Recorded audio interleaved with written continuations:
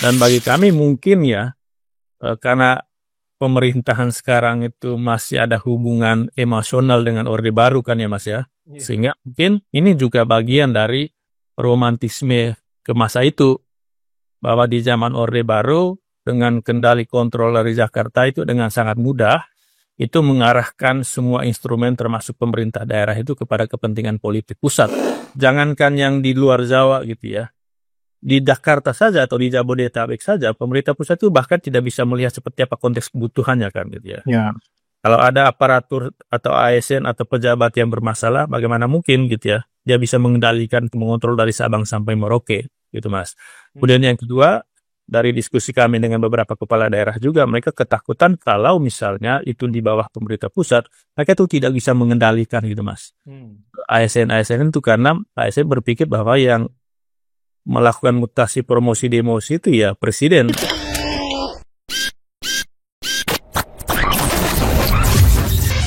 Halo sahabat integritas, jumpa lagi di kanal 1 Visi Utama program Buka Kartu. Tiba-tiba Undang-Undang ASN yang baru saja direvisi dan diketuk perubahannya pada tahun 2023 kembali muncul wacana untuk mengubahnya.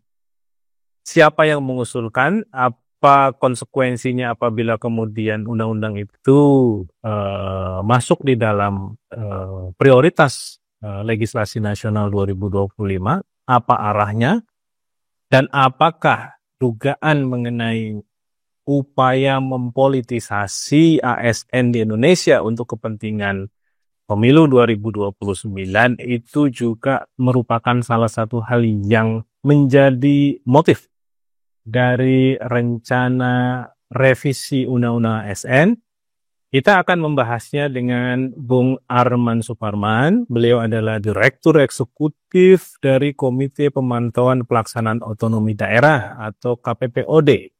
Jadi kalau sahabat integritas pengen tahu banyak mengenai isu-isu desentralisasi, otonomi daerah, bisa merujuk kepada KPPOD karena mereka punya knowledge ya yang cukup besar yang bisa diakses dan disebarluaskan juga.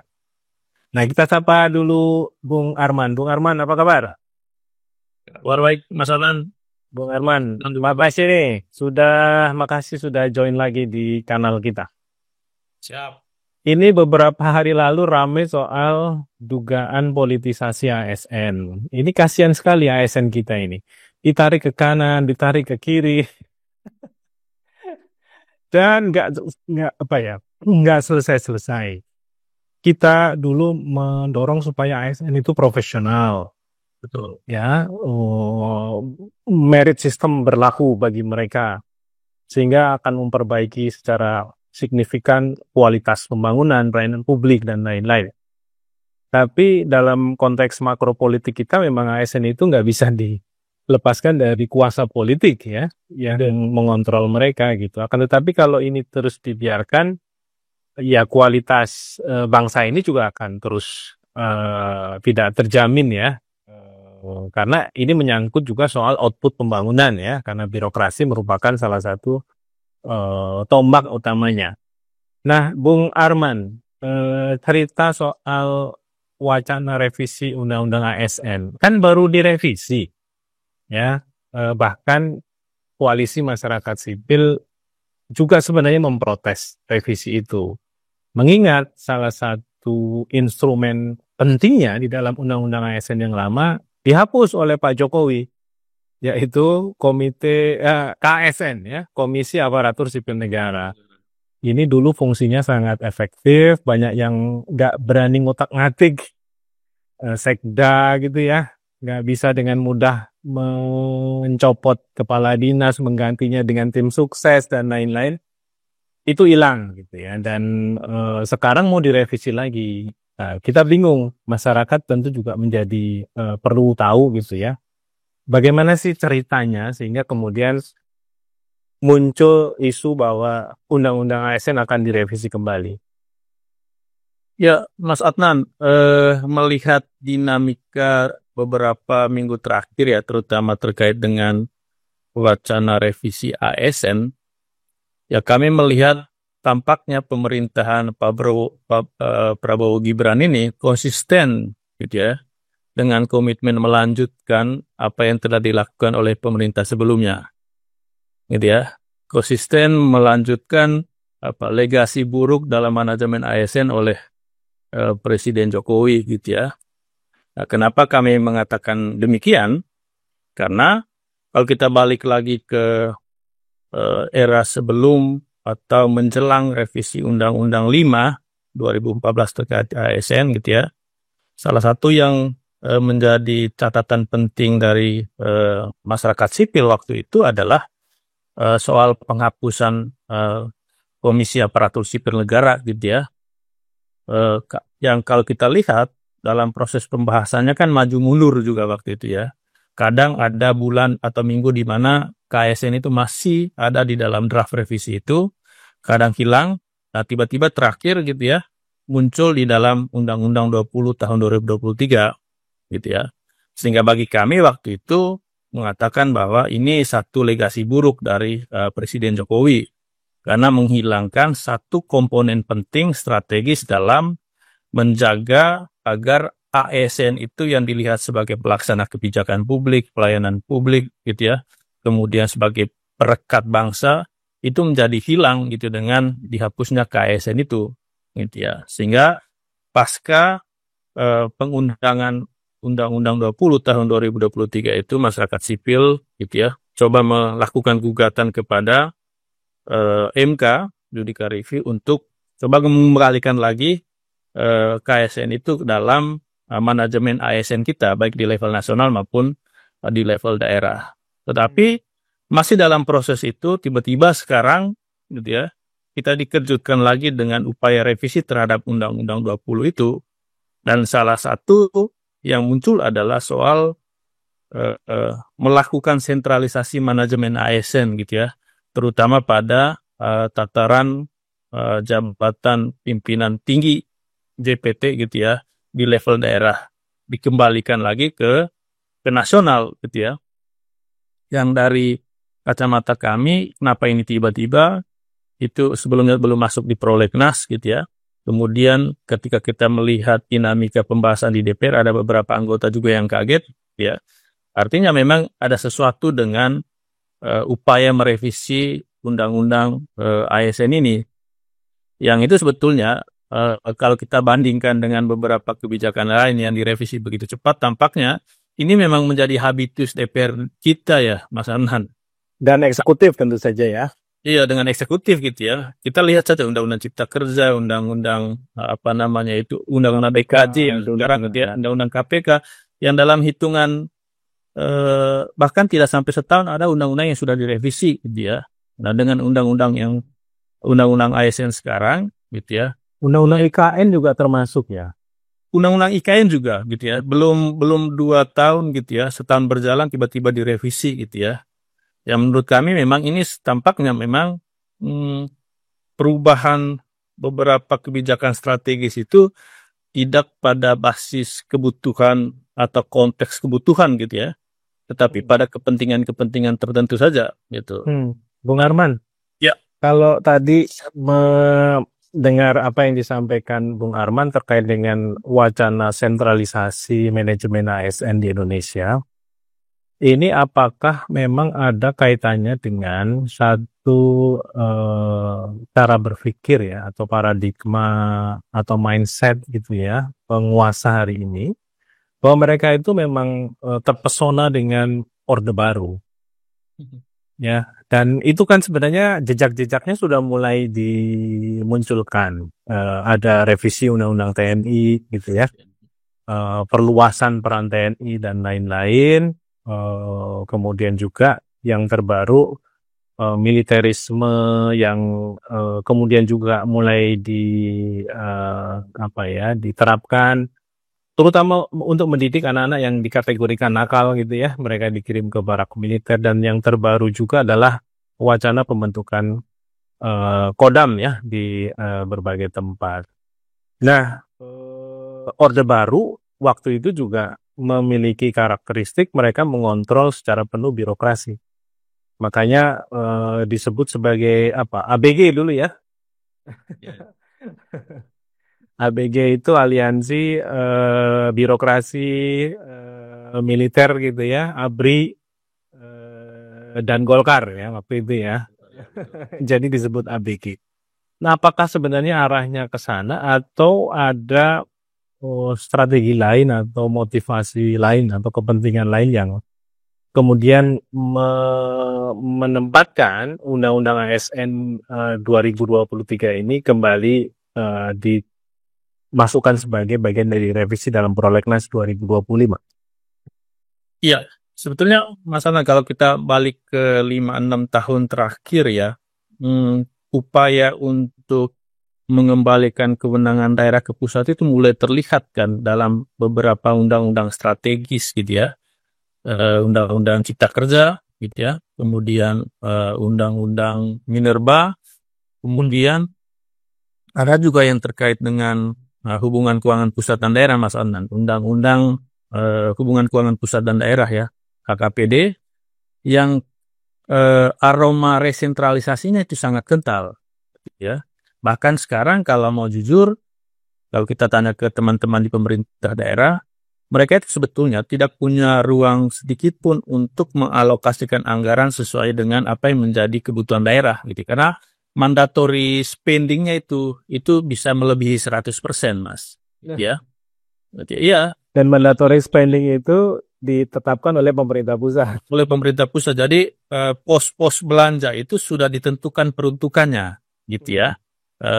Belanja pegawai berapa, infrastruktur, kemudian di bawah undang-undang itu ada peraturan-peraturan teknis yang mengarahkan gitu ya, DAU DAK itu untuk apa, Mas. Jadi memang ya daerah itu tidak punya ruang lagi dari sisi keleluasan untuk belanja gitu ya. Itu kita lihat 5-6 tahun terakhir gitu ya. Dan sekarang itu diperluas ke termasuk tadi soal manajemen ASN gitu, Mas. Dan bagi kami mungkin ya karena pemerintahan sekarang itu masih ada hubungan emosional dengan Orde Baru kan ya, Mas ya. Sehingga mungkin ini juga bagian dari romantisme ke masa itu, bahwa di zaman Orde Baru dengan kendali kontrol dari Jakarta itu dengan sangat mudah itu mengarahkan semua instrumen termasuk pemerintah daerah itu kepada kepentingan politik pusat gitu, Mas ya. Sehingga menurut kami ya memang bisa diterima oleh akal gitu ya. Upaya revisi Undang-Undang ASN ini sebetulnya mau mengembalikan lagi cerita-cerita seperti di Orde Baru, tentu untuk kepentingan politik tertentu, Mas, gitu ya. Tentu ini kita bisa telusuri lebih jauh, gitu ya. Karena sebetulnya jangan jauh-jauh ke Orde Baru dulu deh. Masa ke PJ kepala daerah aja, Mas. Selama 2,5 tahun terakhir itu juga sebetulnya kan jadi laboratorium yang menarik tuh untuk melihat bagaimana mobilisasi aparatur negara itu untuk kepentingan politik tertentu kan, gitu ya. Dan berhasil. Arahnya ke sana gitu, Mas ya. Dan berhasil mereka ya. Dan berhasil gitu. Jadi laboratoriumnya pengen dipermanenkan ini ya, sepertinya dengan mendorong supaya ada sentralisasi ya, atau bahasa lainnya itu resentralisasi atas manajemen ASN. Nah, apakah ada Mas Arman kegelisahan atau kekhawatiran dari teman-teman di pemerintah daerah terkait dengan wacana ini yang kemudian sudah juga disampaikan, dibahas gitu ya secara bersama-sama dengan KPPOD misalnya?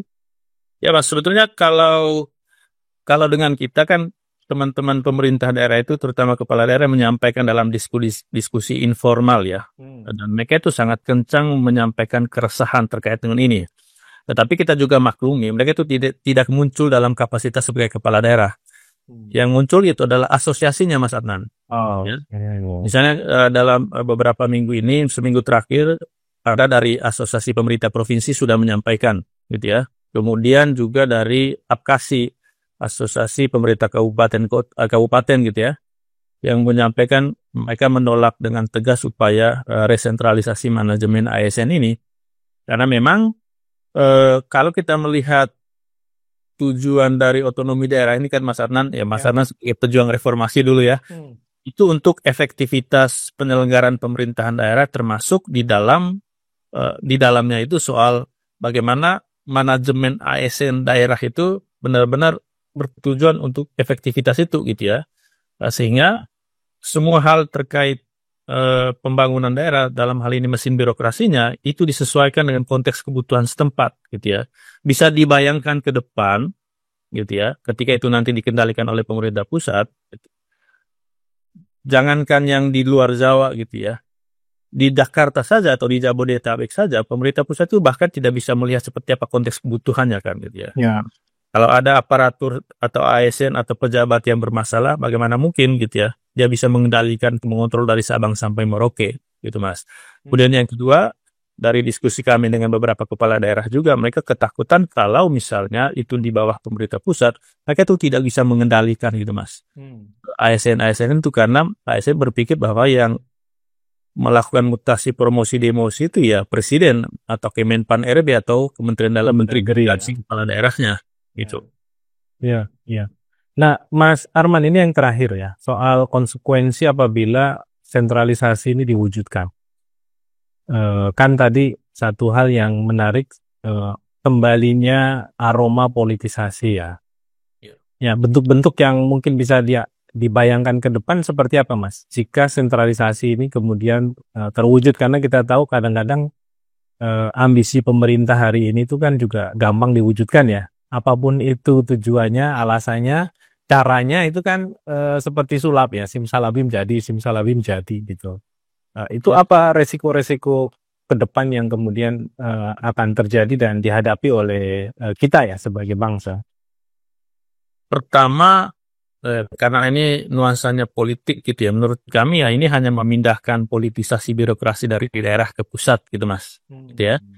Dan pusat itu akan dengan sangat mudah gitu ya, memobilisir ASN itu untuk kepentingan politik pusat gitu ya. Dan dalam posisi itu ya tentu otonomi daerahnya itu hilang, gitu Mas. Itu risiko pertama yang mungkin kita akan hadapi kalau ini benar-benar disahkan di tahun 2029, gitu ya. Itu yang pertama. Kemudian yang kedua, kami juga sudah membayangkan di daerah kalau ini nanti diterapkan, itu ada ruang atau jarak yang lebar antara kepala daerah dengan mesin birokrasinya. Dan itu akan sangat mengganggu tata kelola penyelenggaraan pemerintahan di daerah, gitu ya. Ya, ada yang ke A, ada yang ke B jadinya ya. Ada yang ke A, ke B gitu ya. Dan mereka lebih tunduk pada orang-orang atau institusi di mana kekuasaan atau kewenangan mutasi promosi itu ada pada dirinya gitu ya. Itu yang kita bayangkan Mas gitu ya. Jangankan nanti gitu, sekarang aja gitu ya, ketika pejabat pembina kepegawaian itu masih berada di bawah kepala daerah, masih ada ASN yang berani untuk melakukan perlawanan terhadap kepala daerah. Bisa dibayangkan ke depan kalau ini terjadi gitu.